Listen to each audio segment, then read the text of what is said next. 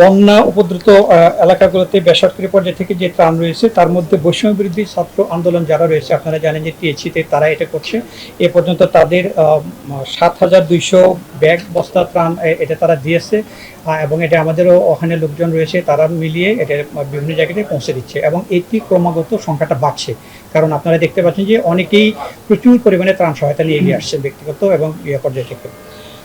আর এখানে যারা ত্রাণ সমন্বয় করছেন, কাজ করছেন, স্থানীয় জেলা প্রশাসনের সাথে সমন্বয় রেখে বৈষম্য বিরোধী ছাত্র আন্দোলন, সেনাবাহিনী, নৌবাহিনী, BGB, fire service, civil defence, medical team এবং অন্যান্য যারা রয়েছেন তারা একসাথে সমন্বিতভাবে ওই এলাকাগুলোতে ত্রাণ এবং পুনর্বাসন কাজ করে যাচ্ছেন।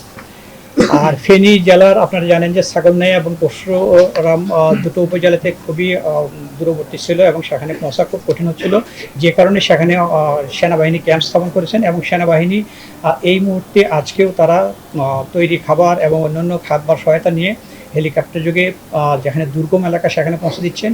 এক্ষেত্রে সেনাবাহিনী, বিমান বাহিনী, নৌবাহিনী, র্যাব, বিজিবি একসাথে কাজ করছে, এবং তারা স্থলপথ, নৌপথ এবং হেলিকপ্টার যোগে খাদ্য সামগ্রী পৌঁছে দিচ্ছেন, এবং এর পাশাপাশি যারা দুর্গত স্থানে রয়েছেন তাদেরকে উদ্ধার কার্যক্রম করছেন। আর ফেনীতে একটা ফিল্ড হাসপাতাল তৈরি করা হয়েছে। এছাড়াও ওখানে যে বেসরকারি হাসপাতালগুলো রয়েছে, ক্লিনিকগুলো রয়েছে, অথবা স্বাস্থ্য সেবা প্রদানকারী প্রতিষ্ঠানগুলো রয়েছে, তাদেরকে নির্দেশনা দেওয়া হয়েছে যে বন্যা আক্রান্ত এলাকা থেকে যারা স্বাস্থ্য সেবা নিতে আসবে তাদের প্রত্যেককে যেন স্বাস্থ্য সেবা নিশ্চিত করে, এটা স্থানীয়ভাবে বলে দেওয়া হয়েছে।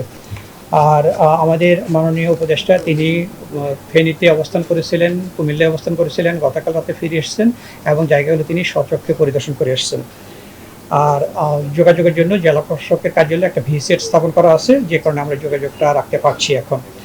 আর পানি নেমে যাওয়ার পরে পরেই অনেক সময় পানিবাহিত রোগের প্রাদুর্ভাব ঘটে থাকে, এই ব্যাপারে আমরা সতর্ক করেছি এবং প্রত্যেককে নিরাপদ পানি ব্যবহার করার জন্য অনুরোধ করেছি, এবং এক্ষেত্রে গবাদি পশু থেকে শুরু করে সবাই যাতে নিরাপদে থাকে সে ব্যাপারে আমরা প্রয়োজনীয় নির্দেশনা দিয়েছি।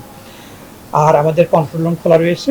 এছাড়াও ক্ষতিগ্রস্তদের যারা আছেন তাদের সহায়তা করার জন্য মাননীয় প্রধান উপদেষ্টার যে একটা হিসাব নম্বর খোলা আছে, যেটা আমি প্রথম দিনে দিয়েছিলাম, সেটাও অব্যাহত আছে। যারা দিতে চান ত্রাণ সহায়তা, সেই হিসাবে তারা সরাসরি দিতে পারবেন।